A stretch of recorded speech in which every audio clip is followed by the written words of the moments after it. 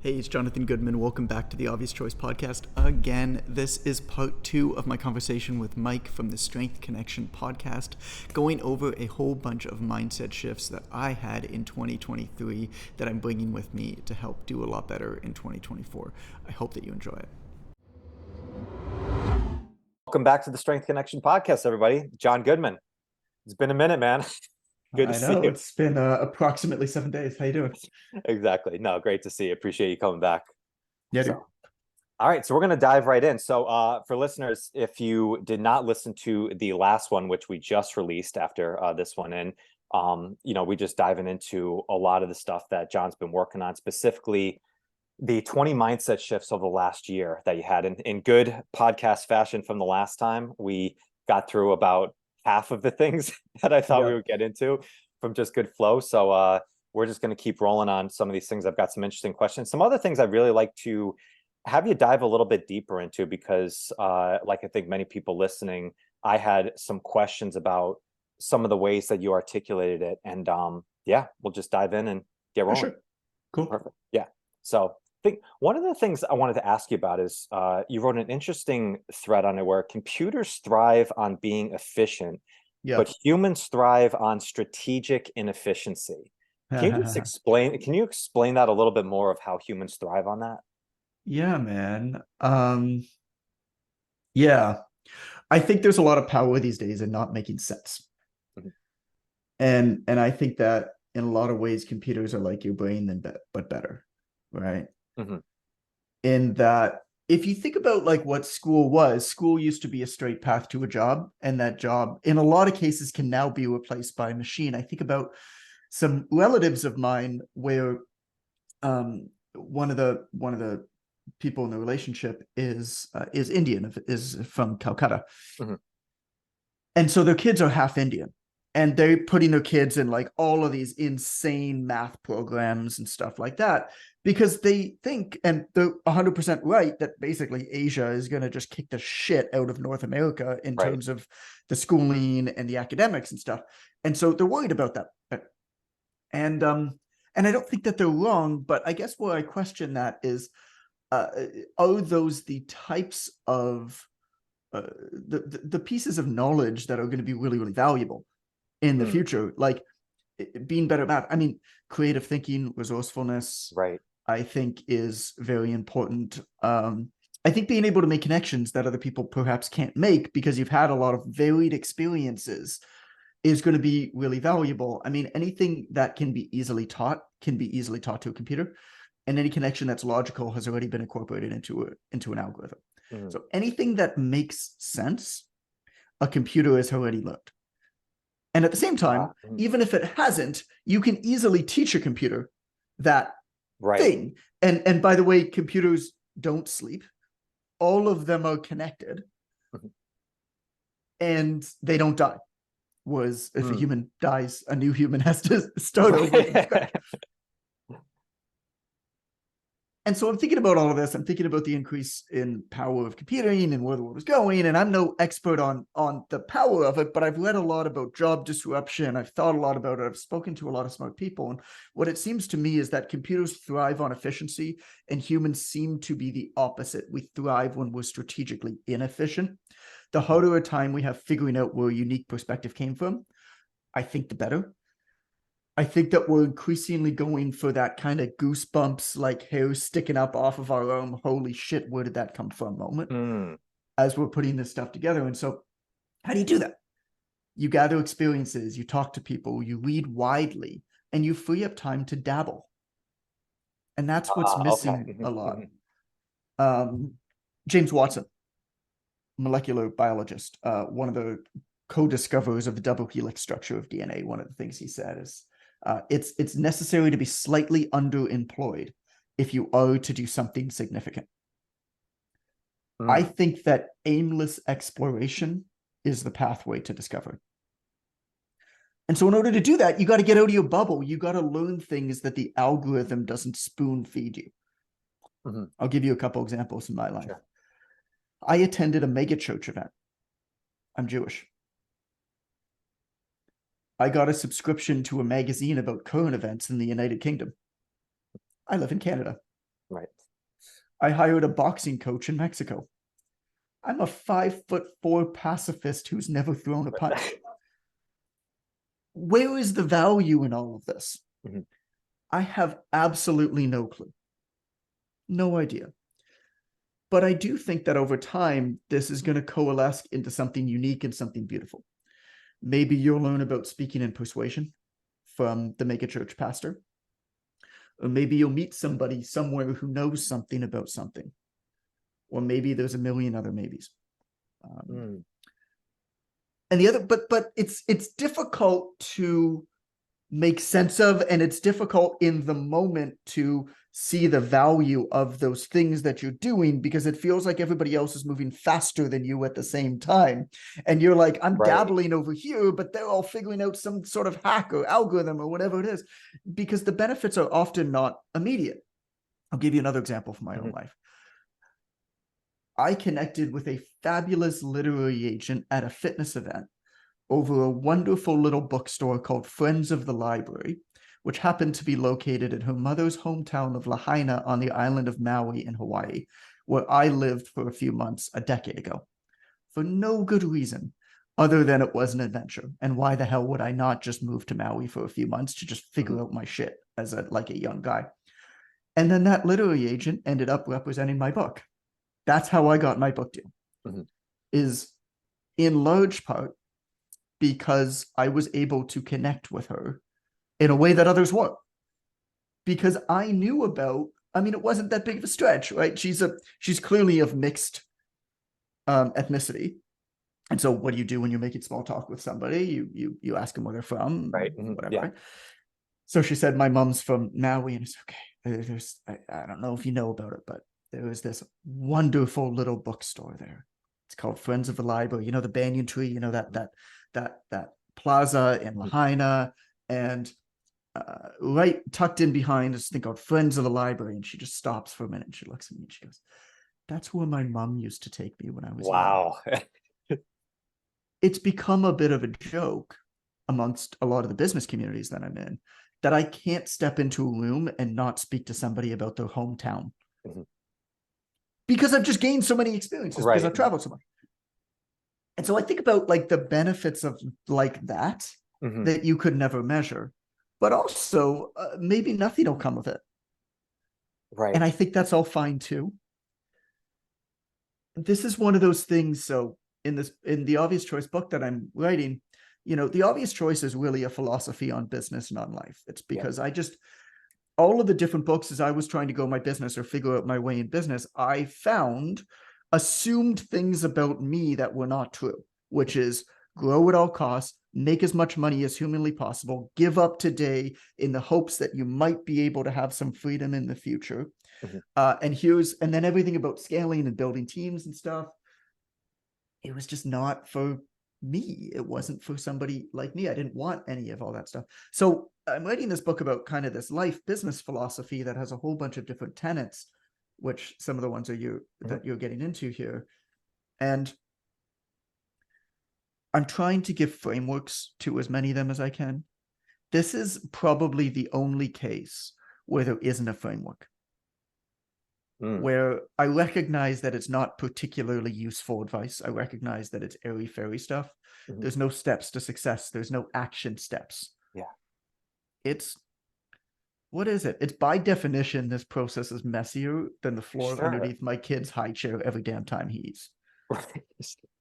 Like it has to be. Really, right. I think that's really the beauty behind it though, right? It's like, as you're speaking, it's like creative endeavors comes from like non-productive time. You know, I think I heard Neil deGrasse Tyson speak about that. It's like if you're never bored, like if you're never in a moment where you're actually bored or trying things, like you're always looking for something to be productive, then you can't let actually those creative juices open up. Like, where do ideas come from? They come from kind of being, if you're always busy, if you're always productive, new things can't really arise. So as you said, it's like, it's interesting because, you know, especially being in an entrepreneurial field or like a creative type field, I think that's the most like, that's the coolest thing about being human. And I think we're seeing it even more now because AI is getting so powerful. So I remember there was I don't know why this just popped in my head, but the Louis Capaldi, the singer who wrote the Okay. song like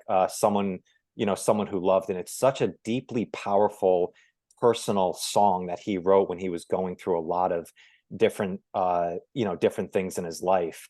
And there was a clip of a concert he has where he was trying to sing it, and all these memories were coming up. He couldn't even get through it, and the Huh. whole crowd starts singing all of the lyrics, Right. and it's like this moment of just goosebumps where you realize how much it's not just the song, like the cadence and the melody of it. It was Sure. the emotion that was in it that touched so many people.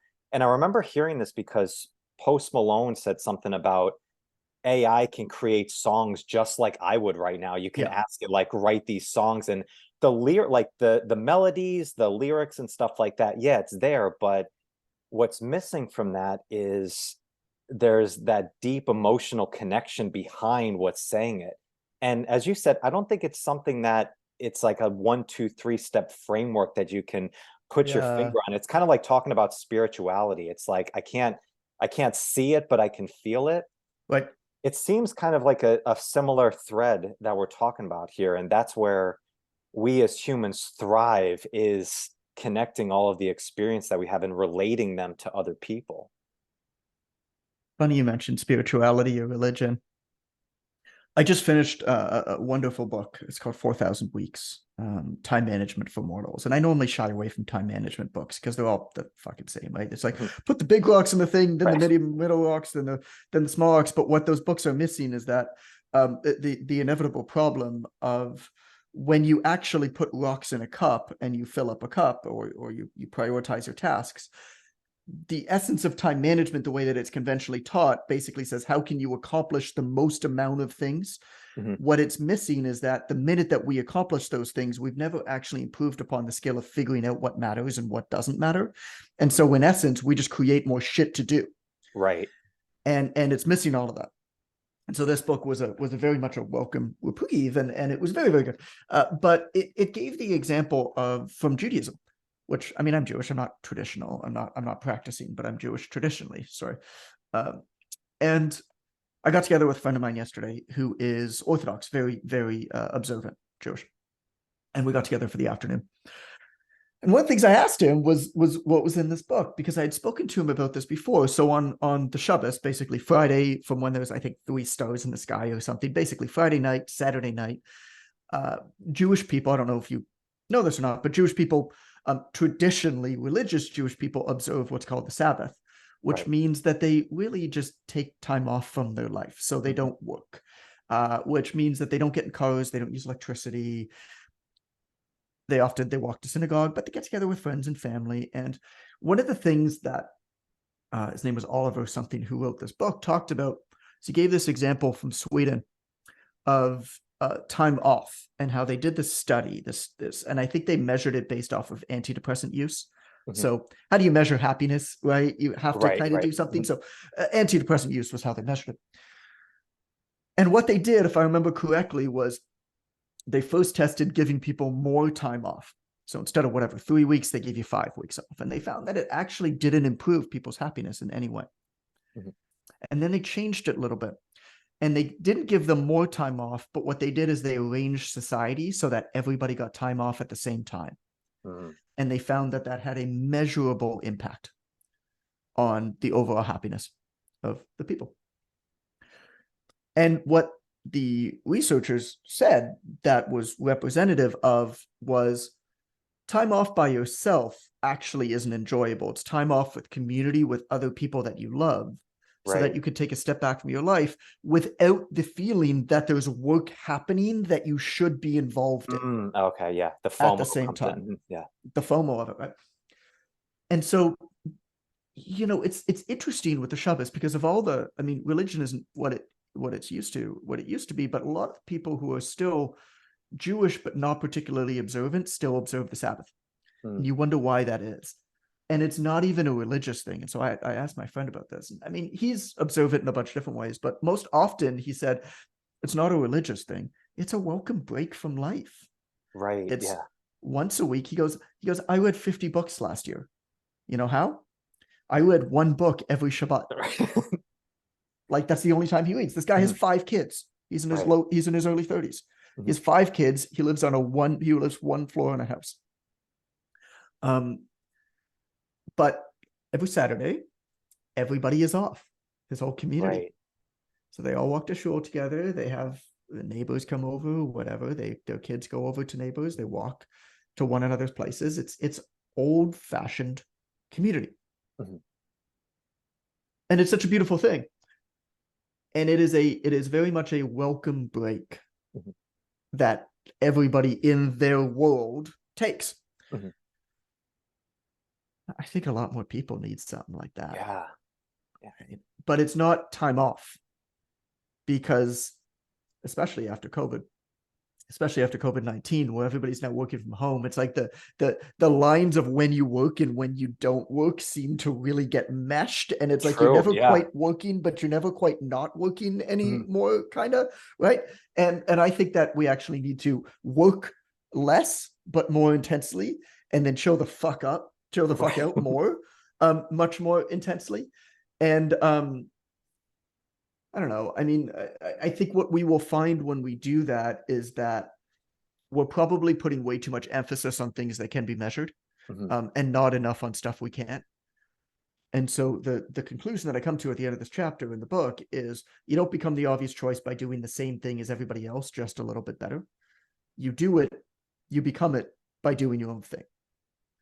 And the Right. only way that you can do your own thing, really, is to gather this wide variety of approaches, experiences, of thought Mhm. processes, of whatever, this pace that is really, I mean, to your point, you talked about emotion. I think that's a big part of it, just uniquely human. Why did that, what was his name? Louis Capoli? Yeah. Why did that happen? It's because it was such a human thing, Right. how he was singing, and you could feel that Mhm. in his song. You can feel that with great writing as well. You can feel that. I mean, call it art, but I think great business is great art as well. You can feel it.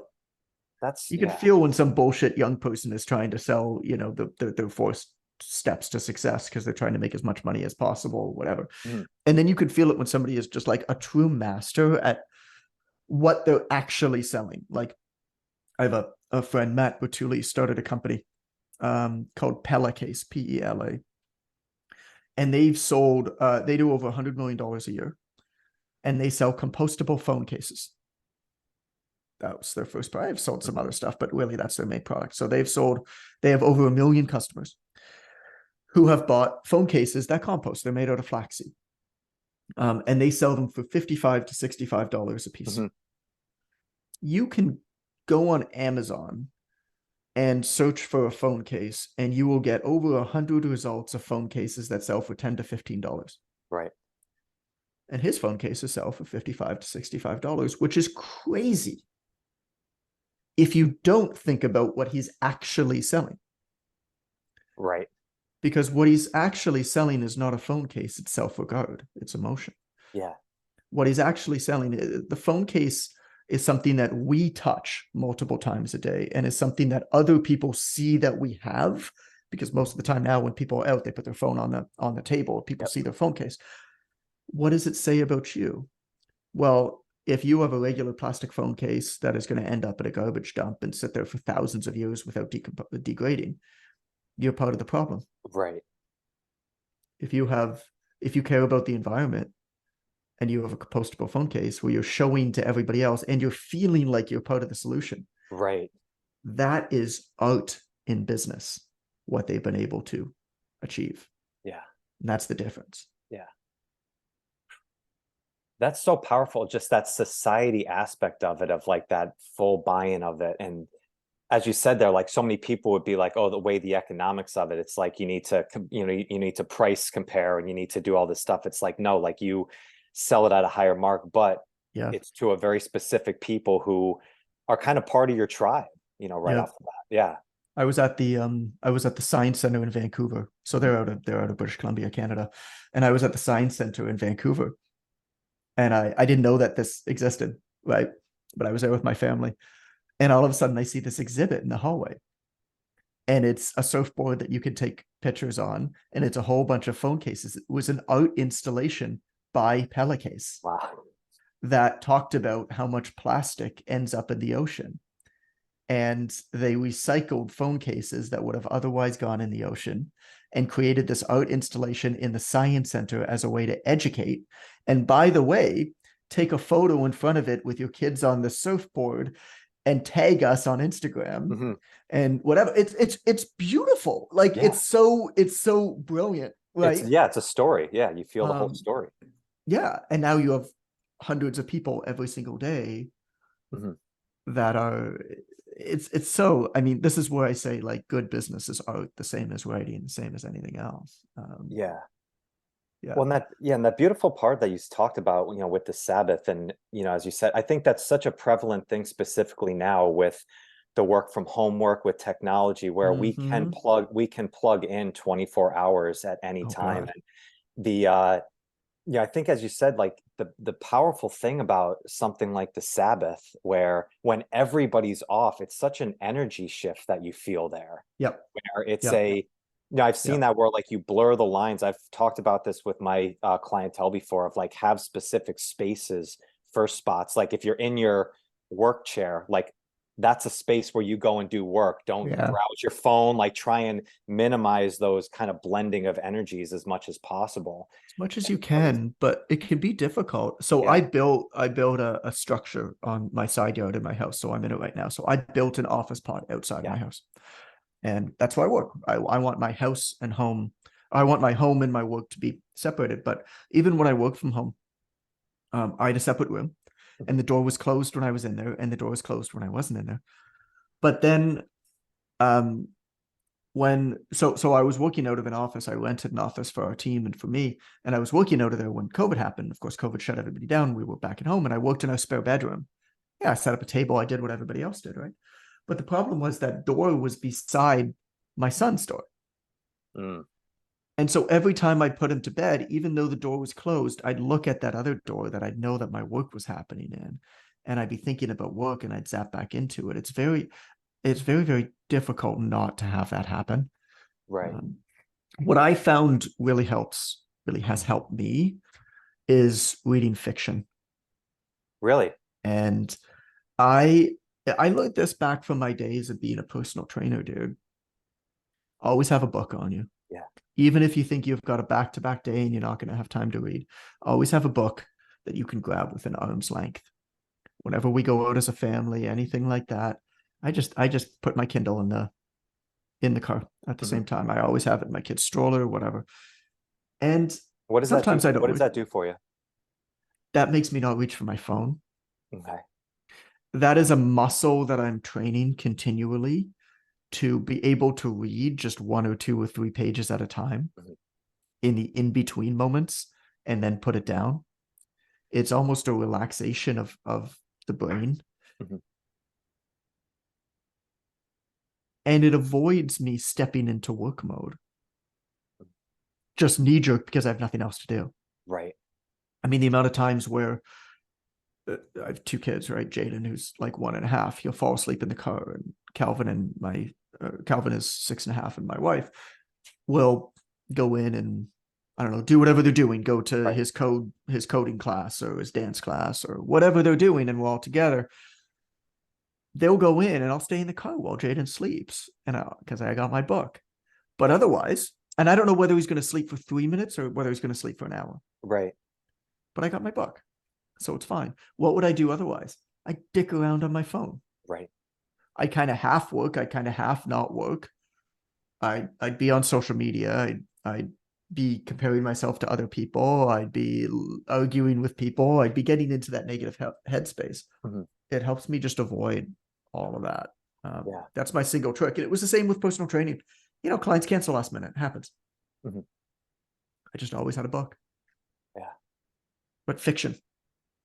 It's so interesting that you said that about fiction, because that's something that I learned this year of What's that? I love reading is I was such a deep nonfiction person, like any Yeah, book about productivity, about sure. business, about, leadership, all the fun things. And there's great books out there and you can get so much from it. But Right.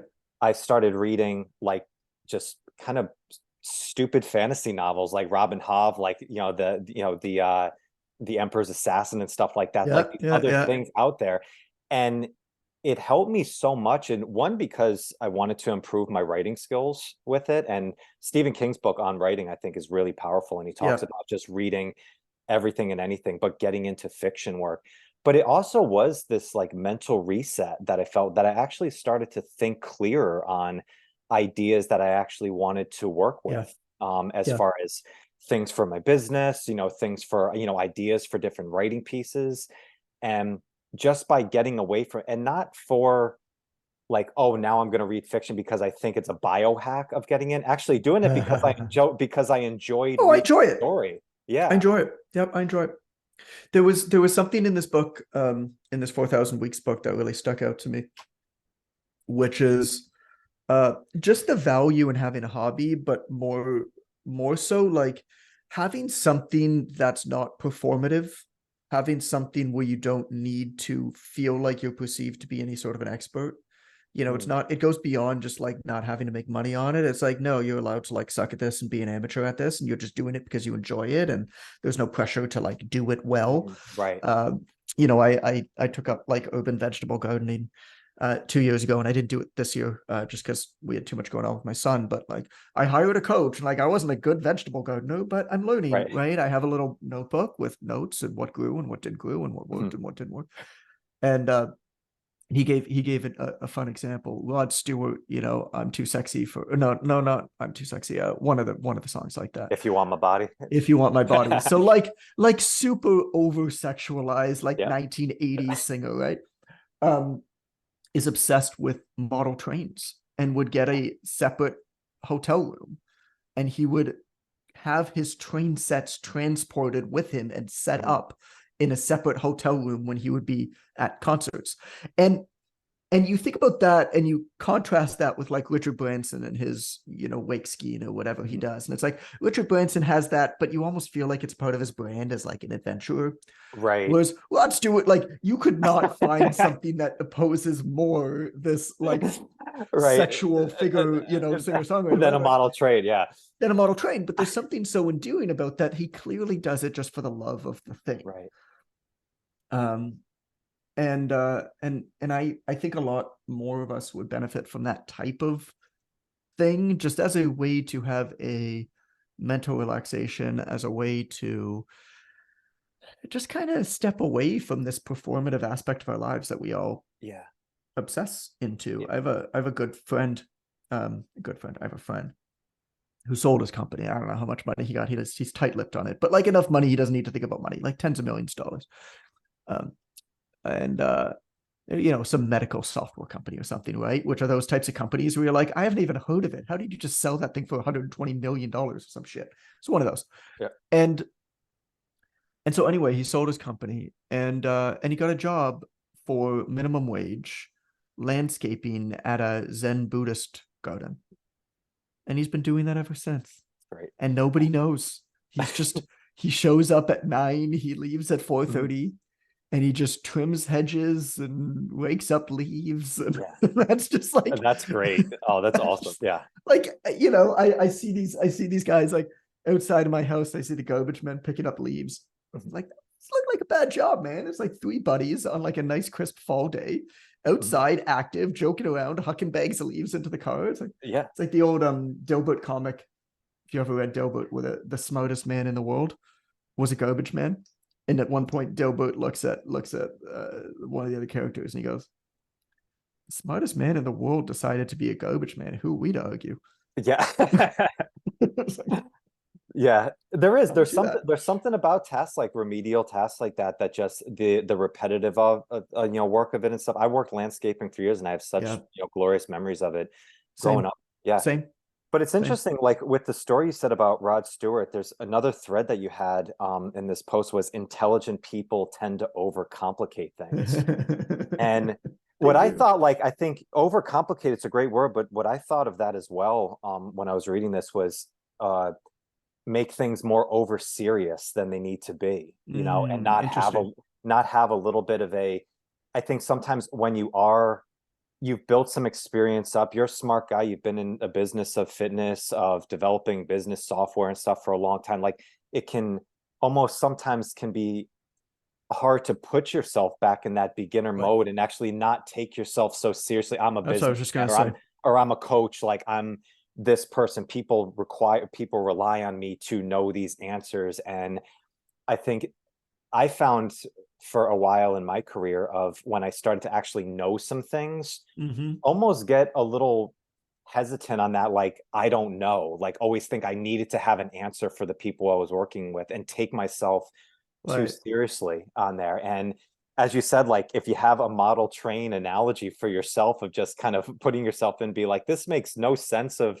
my life of why I love this so much, but Yeah. actually just kind of step away from the seriousness of life and actually just be a little bit more free carrying. That was my thoughts when I read this. It's interesting. So there's kind of two threads there, and I talk about these two threads, but I talk about them in completely different sections. But it's interesting that you thought of them the same way. That's good feedback. I so yeah, I mean, in the book, I literally say take what you do seriously, but don't take yourself too seriously. Yeah. And to me, that has to do with professionalism. And I think that professionalism is a lie that needs to die. I think that archaic industry norms are designed to bring everybody to the middle, which is safe. The middle is where nobody disrupts the natural order, but customers don't buy from industries, they buy from humans. And whenever you look at companies or brands that are really admired, that really stand out, they're not professional. Professionalism is ridiculous. Right.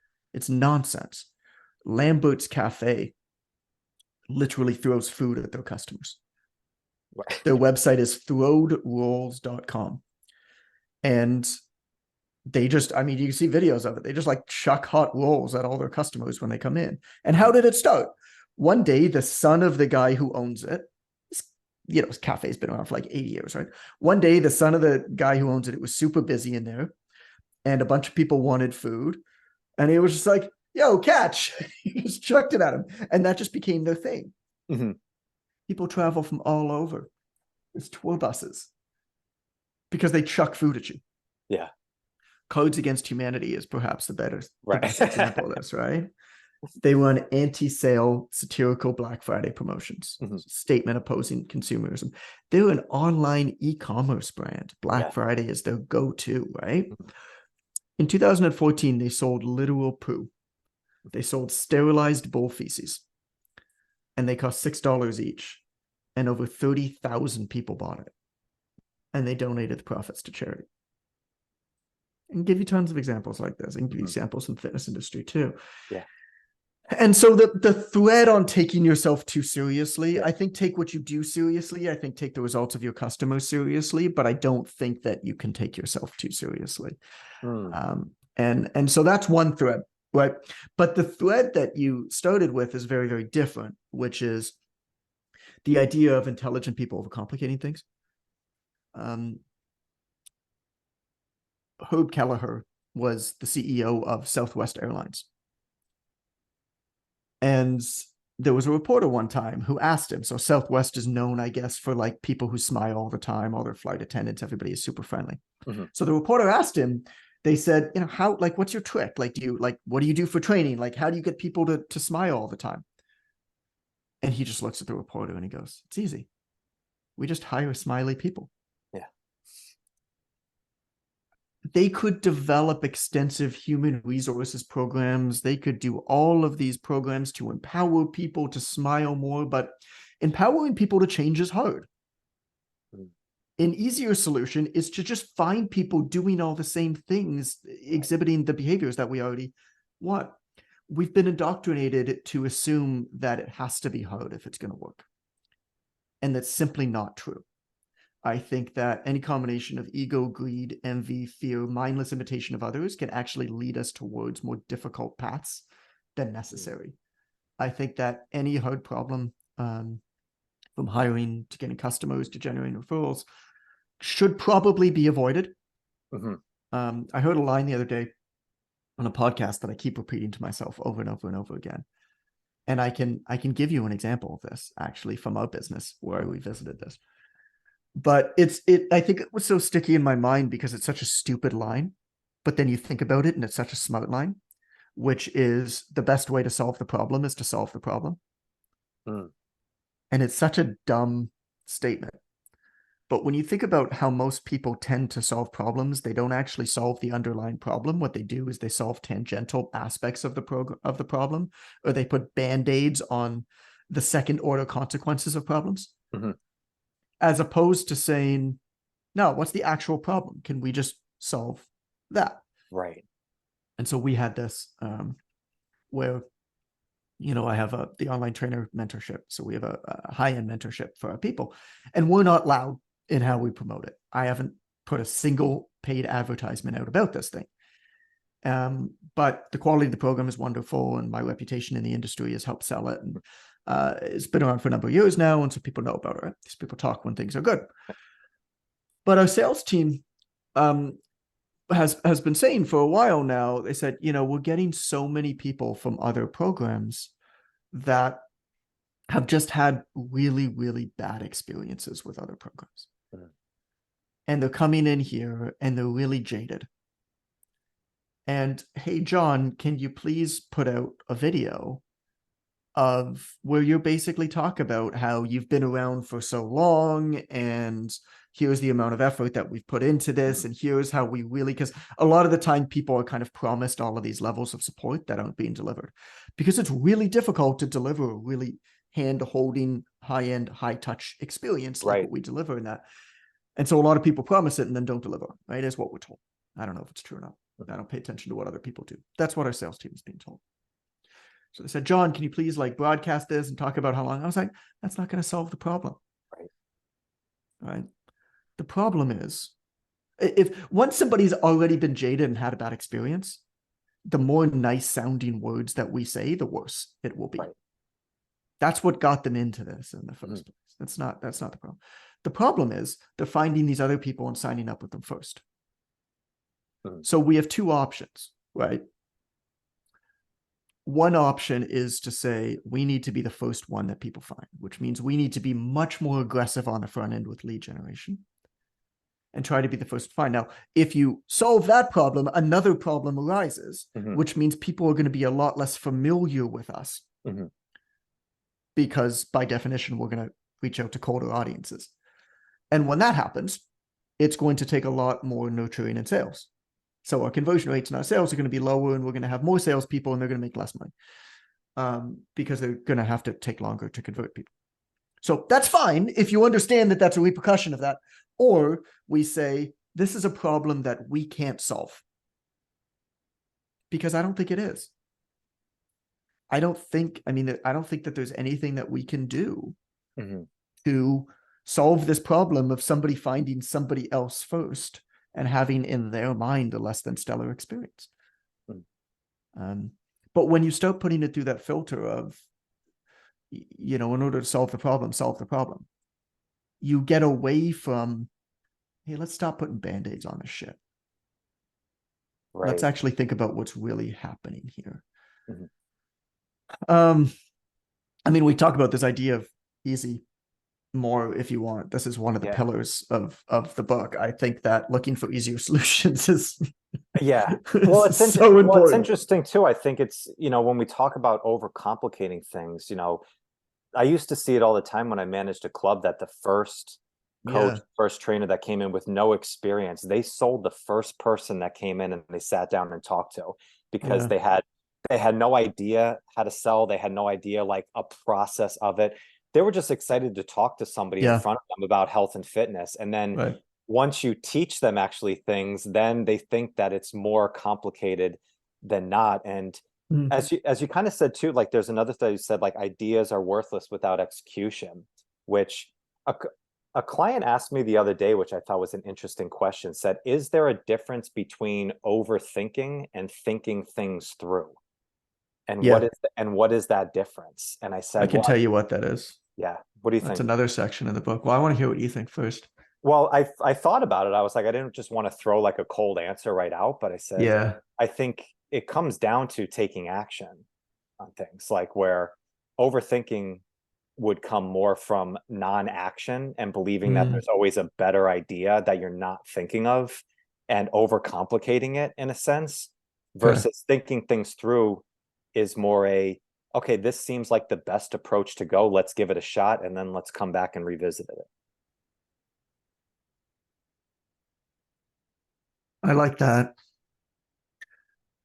I have a chapter in the book that's called Remain Optimistically Ignorant. And I think that optimistic ignorance is really important, I think. And so the chapter ends by basically helping somebody identify what I call their ignorance quotient. What is the point where you know enough about a thing where you're going to avoid catastrophic failure once you take action, even if all goes to hell? And I think anything beyond that point of knowledge acquisition is actually going to be a detriment. It's going to delay you taking action, but also you're going to start to second guess yourself a lot. And so, at what stage is that, right? Right. And I think there's two components to it. Um, the first is to understand fear and understand what fear is, and actually do fear-based analysis. This goes way, way, way, way back. Seneca once said, "If you wish to stave off all fear, imagine that the worst that can happen most definitely will happen." The way to eliminate fear, I mean, fear is not a rational thing. Fear is an irrational response to the unknown. We only fear things because we don't really understand them. Mhm. Think about, consider a bee sting. The best way to know whether somebody has never been stung by a bee before is whether they're scared of bee stings. Right. Because you're told that it really hurts, but you don't really know what that means until you get stung by a bee. And then you get stung by a bee and you're like, yeah, that sucked. But like, whatever, it's fine. Like, I'm fine. And then you're not as scared the next time because you've been able to actually understand now, like you have some idea of what it is. And so that's the idea um, with this kind of fear-based analysis is, if I were to take action right now based off of what I know, what is the absolute worst thing that can happen? Mhm. Is everybody who I know going to think that I'm ridiculous and stupid? Am I going to go bankrupt? Am I going to get into debt that's going to become overwhelming? Um, or in most common cases, it ain't that bad. I might think that a couple people are going to think that I'm silly online, but really the reality of it is nobody's paying attention to me because everybody's thinking about themselves and how much everybody's paying attention to them anyway. But even if they are paying attention to me, is it that bad that a couple people on the internet think that I made a silly move? You know how much stuff I failed with? You followed me for a while. How many things have I done?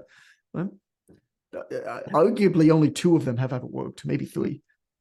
I've put out 11 books. I put on 5 conferences. I have a software platform. I've done 6 different digital programs. Mhm. Arguably, 2 things have contributed to, call it, Yeah. 95% of my success. Yeah. Um, You said something once that really hit me. This was a few years ago. You put something on your podcast where you said, I wasn't the most qualified to write this book. I oh forget God, which book no. it was. I wasn't the most knowledgeable. I wasn't the most research or anything, but I'm the one who did it. Yeah. It's like, and I actually just did it. And that was such a powerful thing of just stepping back and being like, yeah, you're never going to be the one that is the absolute pinnacle of everything that you're talking about. As we Right. went to the last podcast, as the first thing that you put in here is we're all know that we're all amateurs. It's really We're all helpful. amateurs.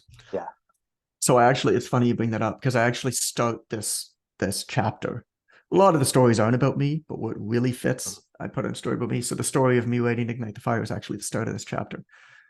And yeah, I mean the first 3 sentences. I was 24 years old when I self-published my first book. It's a guide for personal trainers called Ignite the Fire. I'd only been full-time in the gym for 3 years. Nothing about writing that book at such a young age was audacious or courageous. The truth is that I knew so little about all of the reasons why I shouldn't have written the book that I wrote the book. And then I talk about how it happened, which is basically I made it up step by step by step. Like, I wasn't trying to write a book at all. What happened was that I carried a clipboard every day when I trained my clients. So that's what you did. On the back of the clipboard had the workout programs and a blank piece of paper. On the blank piece of paper, I take notes. And it was just like a point form. Like client told me they'd pain bench pressing, picked up a piece of garbage. Another trainer instructed deadlifts wrong, like dangerous, intervene, like I have a crush on the secretary, like anything. And then at night, what I do is I'd go home and I'd review my day and I'd expand on each of them and talk about what I learned, or I'd call a friend, or I'd do some research about like how I could have tackled that situation better. This was a self-development exercise. That's all that it was. And then after about a year, I showed the document to my mom and it was over 100,000 words.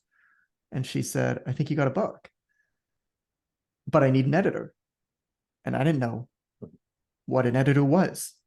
I mean, I didn't know anybody who had written a book, let alone any editors, but I knew where books existed. So I went to the bookstore and I wrote down the names of the best-selling fitness books. And I found as many of their email lists as I could online. And I sent each of them an email and I said, hey, I'm trying to write a book. Do you know any, can you introduce me to your editor? Brad Schoenfeld introduced me to Kelly James Anger, who edited Ignite the Fire. That's how I found my editor. Every step of it was exactly that process. And I say near the end of that section, it's like when you're driving on a highway and it's pitch black and you've got your high beams on. You've got miles to go and that there's going to be twists and turns, but all you can see right now is what's directly ahead of you, so you focus on that. As you continue to drive, new stretches of road light up until you approach your destination.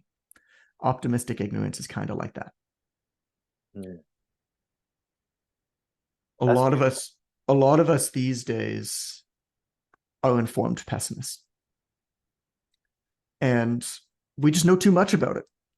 We know the reasons why it's going to be hard or a bad idea or why somebody else is better suited to do the job. And so we second guess ourselves, not because we don't know enough, because we know too much. Do you know why grass exists? Why we have grassy front lawns? No. It's because in the 1300s, medieval kings planted it as a way to show off their wealth. Grass is the perfect status symbol. It produces nothing of value, needs a lot of land, requires a lot of costly labor to maintain, because this is before sprinklers and lawnmowers. Mm-hmm. We don't need to show off our wealth with grass anymore. That's what social media is for, right? Right. But the status symbol outlasted all the monarchies about it. Like, I don't have a problem with grass, but it's interesting to learn that our obsession with it is nothing more than a remnant of the past, isn't it? Yeah. That it really only exists because people kept copying one another over and over and over again until nobody knew why they were growing grass, but figured out that there had to be a reason, so they kept doing it. Copying others is an inevitable byproduct of constant exposure. There's no way to resist it. I say straight up in this chapter, if I was 24 years old today, I don't think that I would be able to ignite the fire. I really don't. I think that I'd be discouraged by how many people were already saying what I wanted to say online, not because my ideas were original beforehand, but because now it's impossible for me not to know that they aren't original. I think that I'd look up how to self-publish a book. I think that, like Alice, I'd fall down the rabbit hole of podcasts, YouTube's, social media posts, and I think that the overwhelm would be paralyzing. I think that I'd always need to know one more thing. I think that I'd be scared that I'd be getting it wrong. And so that's what a lot of this material is about. How do you overcome that? Yeah. Knowing that there's no way to avoid it. Right. Like, it's gonna be there. Like, you can't ignore it. This isn't like it was in 2009. Yeah. That's such an interesting point, John, as you said, of going back, because we think of experience as the most valuable thing, and it is. Like, it's important to have that experience and get the reps in, but also that inexperience that you have of almost like kind of blind ignorance and energy to just try something is a powerful thing as well. So having that, like that inexperience and just like kind of a blind optimism can be a superpower as well. And as you said, kind of going through that that exercise of fear of actually saying, what's the worst case scenario? This is like a crucial conversations, analogy right here, when you need to have that conversation with somebody, and you can play that in your head a million different ways of what are they going to say. But then as soon as you have that conversation and realize, oh, I'm still okay, I'm alive. Yeah. You start thinking of, oh, what other conversations do I need to have with people? And it starts opening the floodgates. You realize that it's so many things in our own perspective that can just pull us back when you actually look objectively at what is it that I'm truly scared of if I do this. All of a Yeah. sudden you realize that, yeah, it's kind of like seeing the monster in the monster movie. The scariest part about Jaws is you never see the shark. Yeah. Yeah. Yeah. There was oh God, what's the Paranormal Activity or something? I think it Yeah. was. It's like the scariest fucking movie ever. And you never see anything. No. Oh God, I hate horror movies. I close my eyes whenever a preview comes on. I hate horror movies, man. I'm Yeah. such a little weenie when it comes to that kind of stuff. I go on a roller coaster with my 6-year-old son. It's like a kid's roller Really? coaster. I'm like, he comes down. My wife's like, Oh "How man, it's was great. it?" And Calvin goes, "Daddy screamed." That's so funny. Yeah, you know what? Me and my girlfriend, we watched the original Halloween on Halloween this year, and No those way. old 70s movies where Yeah. they let the suspense build up. Yeah, it was so No different. But chance. No chance. yeah, I ain't doing any of that stuff, man. yeah. Uh, So well, John, dude, this has been a blast. Thank you so much for yeah, connecting man. again, man. I love, as I said, I appreciate the hell out of you with everything that you're doing. I can't wait for this new book to come out. But you have one Oh that God, you me just, neither. I'm sure. So Obvious Choice Podcast, that's the one people go check out. It's Coach. Yeah. Yep, it's Coach Goodman. Go check it out on Instagram. When's the book? The 4,000 was. I'm sorry, the 4,000 weeks. Is that what it's called? Oh, that's not my book. That's not your book. Okay. No, that's out. That's Gosh. a, Okay. I mean, Yeah. it's called 4,000 Weeks. Okay. It's not my book. I recommend it. It's Yeah. a wonderful book, but Do you it's have an not mine. idea? Do you have an idea for this new book of when it's out, or is it still just kind of a January, yeah, January, end of January 2025. okay? The idea is pre-orders. One of the nice things, I mean, this is, as you know, right, this is the first time that I'm conventionally publishing a book, so I'm working with HarperCollins on it. It's been a great experience so far. Much more difficult than self-publishing, hands down, but it's making the work much better, which is really what matters. But because, I mean, think about like even the process of selling the book. I had to write an 80-page proposal along with my agent that we submitted to basically like 20 or 30 like biggest business publishers in the world, and then I phone calls with them all, and phone calls to the ones, like there was 6 phone calls with ones who bid against it, and then I had an auction over the book and stuff. But I had to write an 80-page effectively sales letter for the book and then sell it on the phone to 6 of quite literally the smartest publishing people in the world about why I'm the guy to write this book, about why there's a market for it, about why it's unique, about why it's special. And I guess they liked it because it ended up, I mean, one of them didn't make a bid on it, but the other 5, all made big offers on the book. And so I guess it worked. But think about how good you have to be in advance. Yeah. Like this is before I wrote it. Think about how well you have to frame your idea and that. Versus self-publishing, where it's like, I have an idea. Right. Here you go. Right. There's a different level of thoughtfulness. Anyway, one of the nice parts about it is that there's going to be pre-orders available as of April. Oh, So beautiful. it'll be up on Amazon as of April. So as I'm talking about with stuff like this, as of April in 2024, you should be able to find the Obvious Choice book on Amazon and pre-order it, which I've never been able to do with any of my other books. That's Which awesome. will be nice. Yeah. Love it, man. Yeah, dude. Appreciate you, brother. Thank you so much. All right. You too. Thank you. Bye, man. Talk to you guys soon. Bye. Peace.